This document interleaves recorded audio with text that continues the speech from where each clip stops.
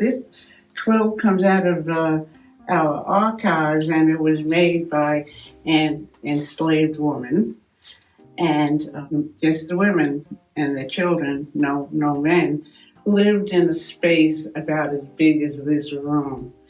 And they had to share the space, so they would make quilts to use to divide the space up. And this particular quilt is how they made it. They got the feed bag, and they would sew them together by hand. Then they would put a layer of something they found to stuff it, and then put another piece of cloth in the back.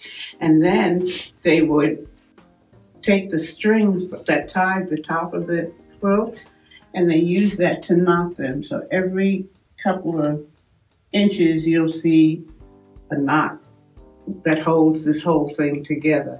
They didn't have the luxuries that we had of using a sewing machine to sew it all together. But it worked. It was what they used to divide the space.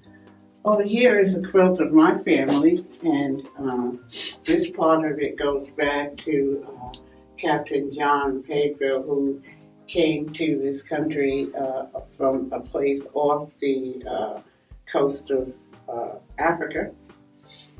And he was a whaling captain. He came and married Eliza Weeks from Weeksville, and they settled here in Sandy Ground, and then we go from generation to generation to generation. And as you can see, each one is different. Each one has its own style. This was made by an experienced quilter. She is Native American, married to an African American, and this is her son, and that's all of his history. Here on this wall is one of the Sandy Ground families. As a matter of fact, they were oystermen, and it's about 4 or 5 generations of women in that family. And this is a quilt made by my cousin. Her mother and my mother were sisters. It did a couple of things. It made the people in the quilt collection become more conscious of their family and their connections and how they were connected, and have a record of their family history wherever possible.